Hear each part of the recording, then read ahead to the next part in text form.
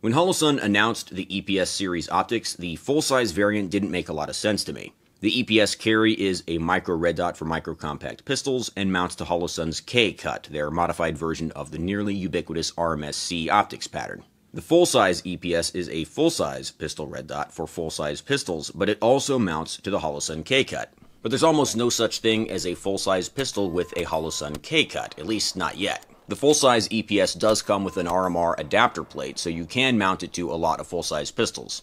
So why would you do that? The main draw of the EPS series is that they are enclosed emitter optics that can direct mount to a pistol slide, unlike, for example, the Acro, the Steiner MPS, or Holosun's own 509T, which all clamp onto an adapter plate. If you don't have to use an adapter plate, that allows the optic to sit a lot lower and also reduces the number of spacers and offsets and things that could potentially come loose. Holosun was able to fit an enclosed emitter optic into a footprint this small by using a couple of tricks. One of these is that the screw placement for mounting an optic to the RMSC or Holosun K cut is a little bit different than on an RMR cut. The EPS and EPS Carry still mount with regular bolts going down through the deck of the optic and into the pistol slide or adapter plate. The screws just sit barely behind the rear pane of glass. Their other trick is to use an extremely small battery. Even Holosun's full-size dots no longer use a CR2032. Those are just too big, there's nowhere to put them. When the 507C switched from a bottom-loading battery to a side-loading battery tray, they had to step down to a 1632 cell. The Holosun 407K and 507K also use a side-loaded 1632 battery. The new EPS and EPS Carry have even less room inside, and now they've stepped it down to a 1620 battery. The EPS series optics have pretty large windows relative to the size of the optic, and they also have an extremely low deck height, even lower than the Holosun K series optics. I'm not a big fan of optics adapter plates because they double the number of screws that could potentially come loose, and they also increase the height of the optic. So being able to direct mount the EPS full-size would be awesome, it's just that there aren't really any full-size pistols that come cut for the Holosun K pattern. If you have a virgin slide, you can send it off to get milled for an optic, and there are companies who will go ahead and cut it for the Holosun K pattern. Everything about the design of the EPS full-size tells me it's intended for full-size pistols. It's quite a lot wider than the EPS Carry and the Holosun 407K and 507K. It also lacks the rear sight notch, which is pretty much ubiquitous on every single K-cut or RMSC pattern optic out there.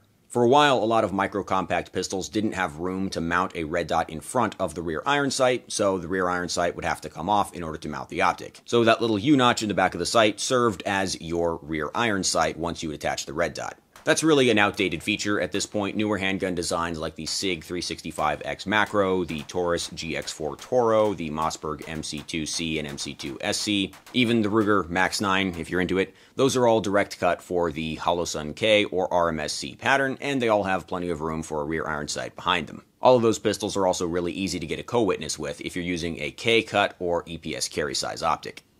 The performance of the EPS Carry and full-size EPS is pretty damn impressive as well. I've talked about the EPS Carry before. The EPS is basically the same thing, but a little bit bigger with a bigger window. They have extremely clear glass with relatively low distortion for a pistol optic. Not quite on the level of an Aimpoint Acro P2, but they are substantially smaller. We can also compare the EPS full-size directly to the 509T. The 509T requires an adapter plate and includes one that'll allow you to mount it to an RMR cut slide. You can also get a specific 509T plate for the Walther PDP as shown here. The original 509T had more tint and more distortion than the current X2 model. Comparing the EPS full-size side by side to the 509T X2, they are very difficult to tell apart. That's also true of their night vision performance. The Holosun 509T X2 is already one of the better options for a pistol optic for use with passive aiming. I don't think obsessing over passive aiming performance with a pistol optic is all that important though. We'll talk about that in another video. In my experience, the difference in performance between the EPS full-size and the 509T is virtually non-existent. The window sizes are the same, the glass clarity and coating seems to be the same, and the brightness settings are the same, and also significantly more usable than the brightness settings on older generation Holosun optics. The EPS full-size really does seem like a straight-up replacement for the 509T. It also has more appeal to me than a Steiner MPS or an Acro P2. Those are extremely large, bulky pistol red dots, and they seem kind of antithetical to the purpose of a handgun in the first place. The EPS Carry and the EPS full-size give you the advantages of an enclosed emitter optic, but they're small enough that the pistols are still carryable, which is the point of a handgun in the first place. I'm not convinced that Holosun has enough clout to make the Holosun K cut the ubiquitous standard on even full-size handguns. It probably wouldn't be a bad thing. I'd rather have a full-size handgun milled for the EPS than milled for a 509T at this point.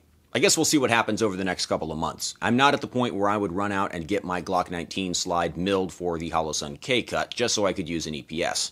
Luckily, Shadow Systems recently released a spacer for the 920 series that allows them to use Holosun K cut optics, including the EPS full size. Like their other spacer systems, this one just takes up some space and allows the optic to sit a little bit tighter in the cut, but the optic still screws into the slide itself, making this more robust than an adapter plate, in my opinion. If you have a Shadow Systems 920 series pistol, I would definitely recommend it, and also you don't have to be worried about having to buy an additional part, because it's like $8. It's nice of Shadow Systems not to grossly overcharge for what amounts to a plastic shim kit.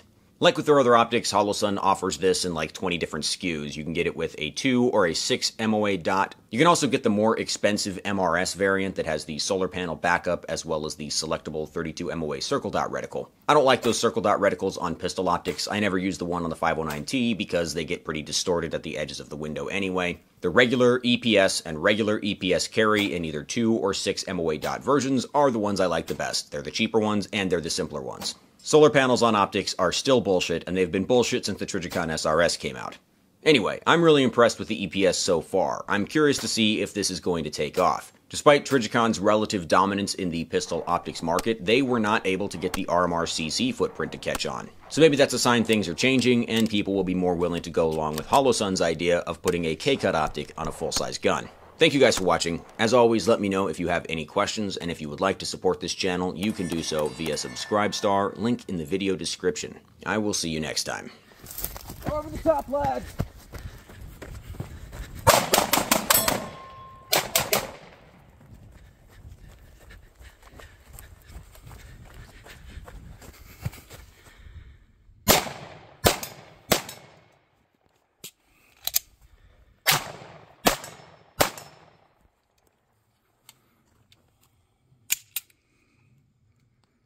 Cringe.